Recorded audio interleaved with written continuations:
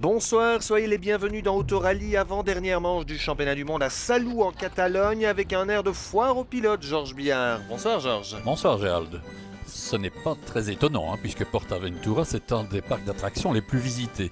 Sordo devrait rester Citroën. Hirvonen, je le vois bien lever le petit doigt et dire retour maison. Kubica, Citroën aussi. C'est celui-ci qui possède la clé du champ de foire. Ah bon?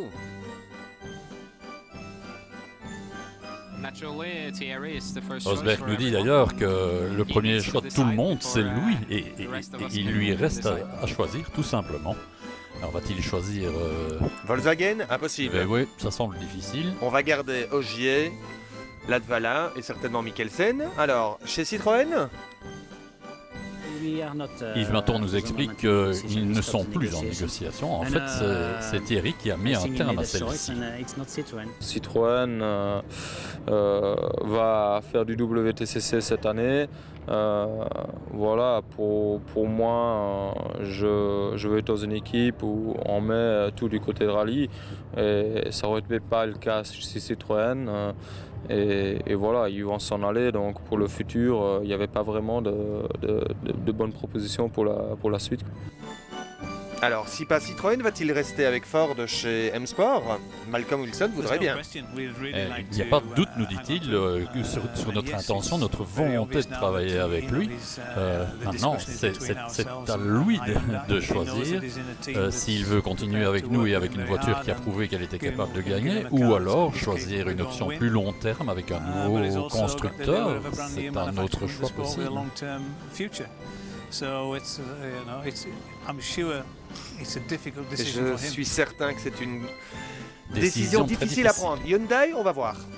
Peut-être. Vous avez dit votre décision elle tombera à la fin du mois. C'est bientôt. Elle n'est pas tombée ce week-end, donc voilà, la fin du mois c'est bientôt, exactement. Donc il reste M-Sport et Hyundai. Exactement. Qu'est-ce qui peut faire pencher la balance? Rien, c'est moi qui vais prendre une décision, ça va être mon feeling qui va décider. Les critères de Thierry Neuville, tu peux les rappeler? Je les ai déjà rappelés 1000 fois. Encore une fois? Non, je pense que voilà, ça va être mon feeling maintenant.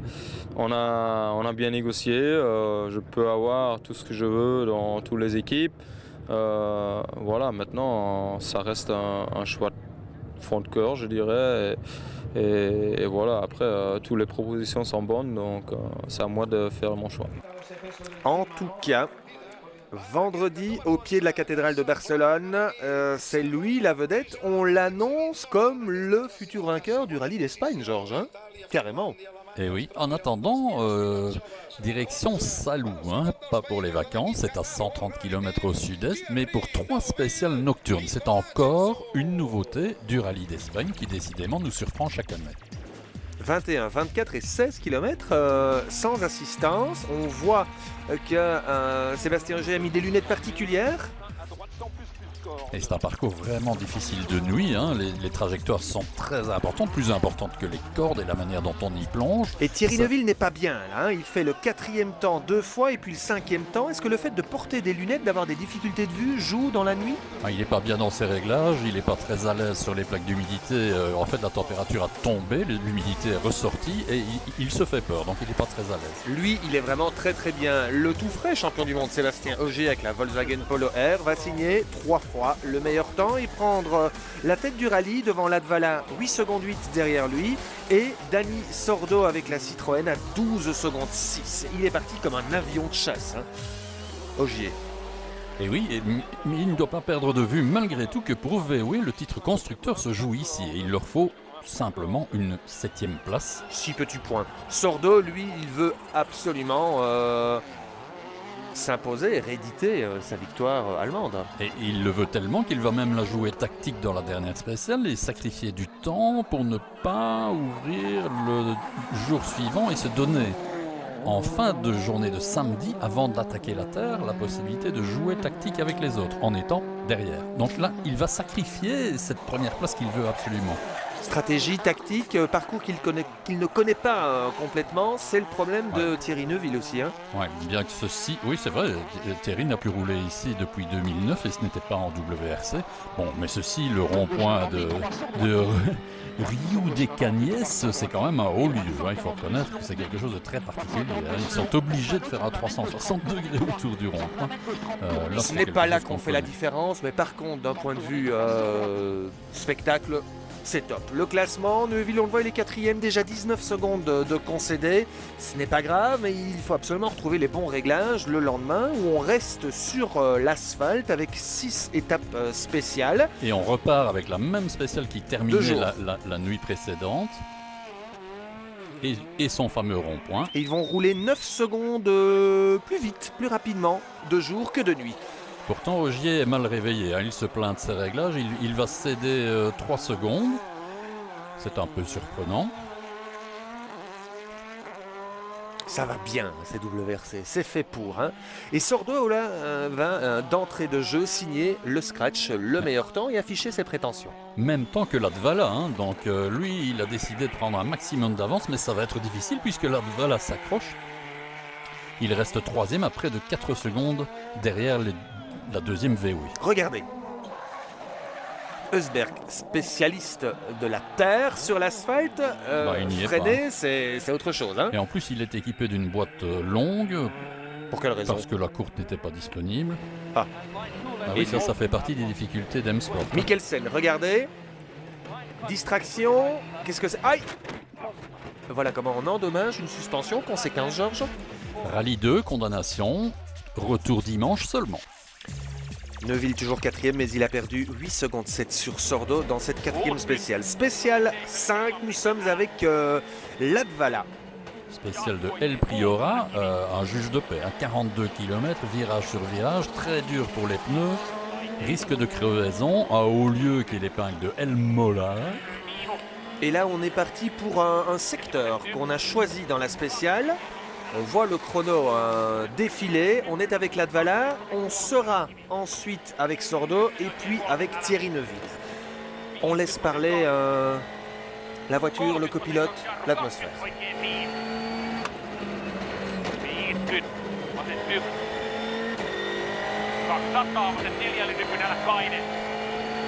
C'est quand même très rapide. Hein.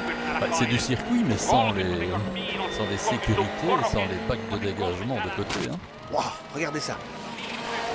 Et les pneus souffrent énormément. Les pneus de Latvala à l'avant, 125 degrés, à l'arrière, 105 degrés.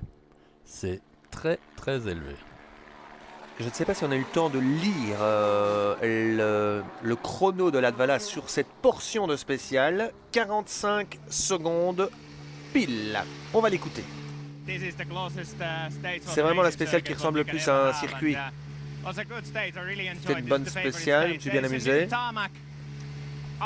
Mais après 15 km, on avait un asphalte qui était un peu neuf, différent, et je n'ai pas bien roulé dans cette portion-là parce que ça glissait vraiment beaucoup. Et j'avais pas le bon feeling. Et j'ai perdu du temps là. Allez, maintenant, on va se retrouver avec Sordo et Del Barrio, la Citroën DS3 WRC. Attention, top, c'est parti.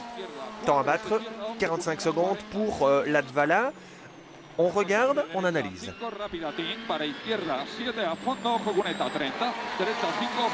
qui est sûr d'abord, c'est qu'il attaque très fort. Lui aussi.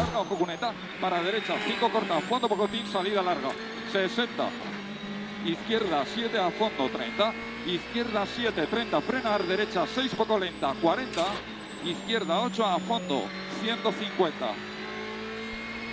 Même si Latvala est maintenant rapide sur asphalte, Sordo c'est vraiment le spécialiste tarmac.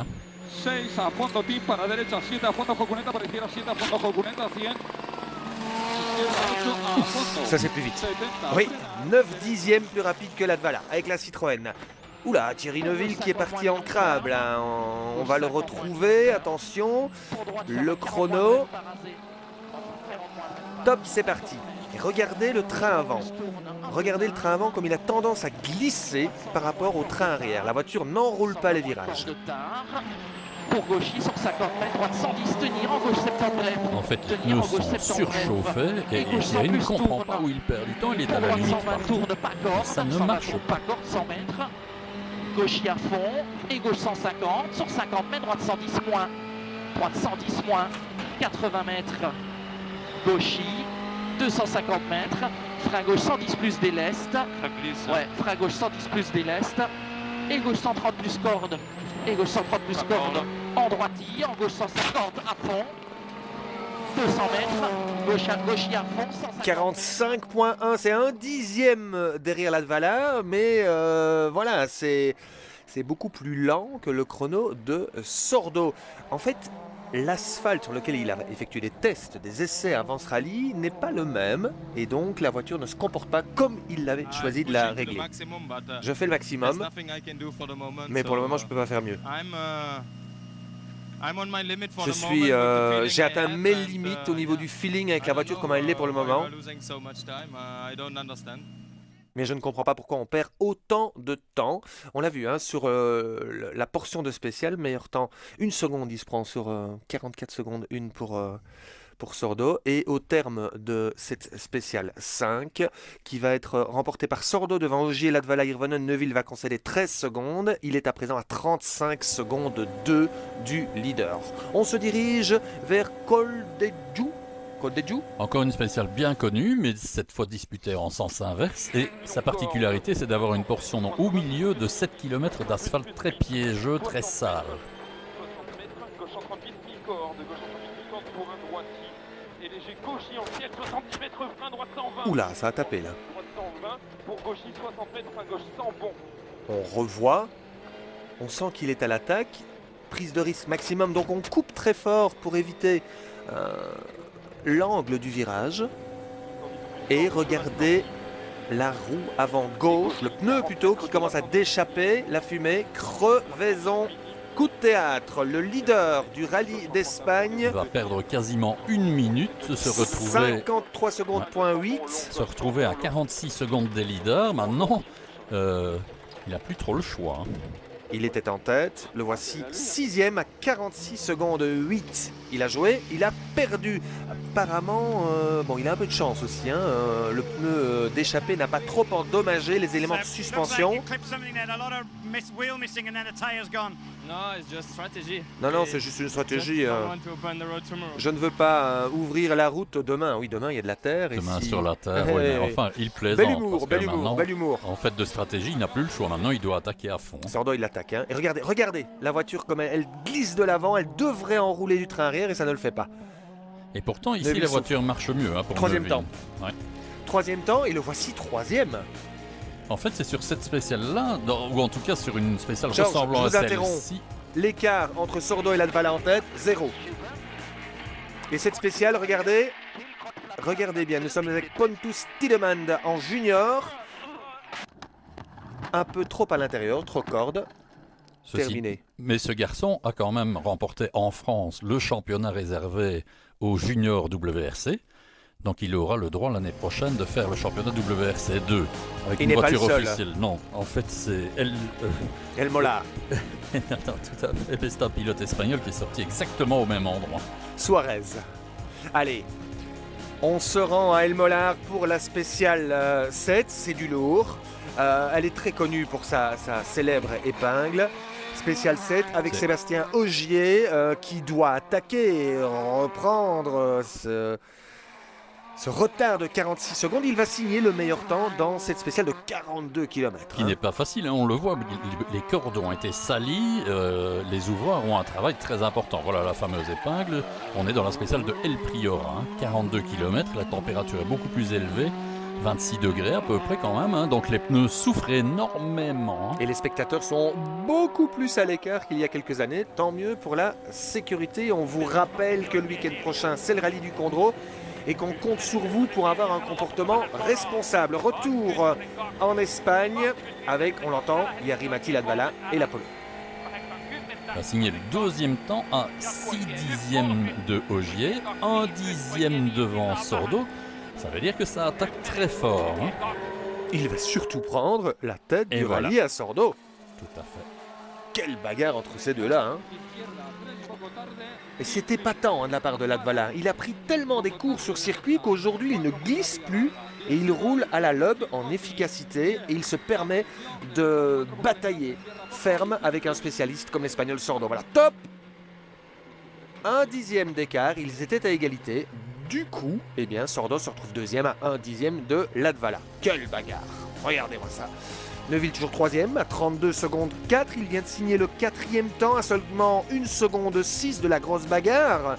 Donc ça va mieux l'après-midi.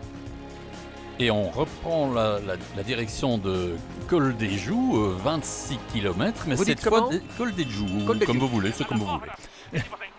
Spécial qui est maintenant disputé en Power Stage, donc il y a des points supplémentaires à collecter. 3 points pour le premier, 2 points pour le deuxième, 1 point pour le troisième, à condition de terminer le rallye Ouais, dimanche. mais enfin, Latvala, il doit y aller parce que Sordo est derrière et de toute façon, Sordo va s'adapter à son rythme. Et en plus, il est aussi coincé par la Power Stage. Hein, Latvala, n'oublions pas qu'il est en lutte pour la 2e place du championnat avec Neuville. Il a besoin de points aussi. Hein. 3e temps pour Latvala. Sordo, 2e temps. Meilleur temps? Je ne sais pas. Bah, il est en bonne position pour jouer avec les écarts sur Latvala puisqu'il est derrière lui. Regardez bien. Fin de spécial. Il va ralentir. Il roule comme sa grand-mère. Enfin, presque. Regardez, regardez. Il lève, il lève. Pourquoi? Parce qu'il ne veut pas balayer sur le spécial. Du lendemain, on était en tête du rallye, le spécial en terre, puisque ce rallye est mixte. Et qu'on doit respecter la réglementation asphalte, c'est une grosse stupidité. On va l'écouter. On va l'écouter. Oui, d'autant plus sans refaire un shakedown pour la sécurité. Je recevais les chronos de Yarimati. J'ai un petit peu levé le pied sur la fin de spéciale pour être une seconde plus lent, mais tout va bien. Et Voilà. donc, le meilleur temps, c'est qui? Thierry Neuville, qui avait bien besoin aussi des points de la Power Stage hein, dans son combat contre Latvala. Pour la 2e place au championnat pilote. Ici, il signe le meilleur temps, bingo. Et il est 3e du classement général à 29 secondes. Lui, un Latia, il va faire bingo, mais différemment. Regardez bien. Le gauche, et puis il y a le droite après. Normalement, il l'avait noté en 4e, il passe en 5. Et ben voilà. En 5e et 5 tonneaux. On écoute. Et ok? Bah oui. Il était 11e, mais derrière Kubica en WRC2. hein. En tête au terme de la 2e journée, Latvala devant Sordo, Neuville, Auger. Alors, ça, c'est la singularité du rallye. On va remplacer près de 70% des pièces de la voiture. À part le châssis et la carrosserie, effectivement, on change tout. hein, des ensembles transmission, boîte de vitesse, différentiel arrière. Et ici, on nous explique que l'on change aussi bien sûr les roues, les pneus bien sûr, mais les roues qui les portent. On passe de 235 de dimension en 205, donc on va être en pneus plus étroits. On va passer en hauteur de pneus également plus haute, donc on passe de 40 à 65. On change les ressorts, pourquoi? Pour avoir beaucoup plus d'effets de compression et de décompression sur la terre et permettre ainsi aux suspensions de ne pas venir en blocage dans les jumps, dans les bosses. En butée, oui. Ouais. Et on voit, impressionnant, hein, ces suspensions pour la terre qui vont permettre d'absorber les chocs. Regardez, des chocs comme celui-ci, impossible avec une suspension asphalte. Et les ressorts sont aussi bien sûr plus souples. Plus souples. Ça, c'est clair. Combien de temps ils ont pour changer tout ça? Tout ça en 1h15. Les disques ne sont plus aussi grands. Bah forcément, ils sont plus petits. Pourquoi? Parce que les roues sont sur plus la petites. terre passent de 18 pouces à 15 pouces. Donc forcément, il faut y loger de plus petits disques. Et en fait, et puis la manière de freiner n'est pas la même. Oui, non c'est beaucoup plus brutal et souvent plus rapide en vitesse, un freinage sur asphalte que sur terre où on peut se servir de la terre pour ralentir la voiture en glisse.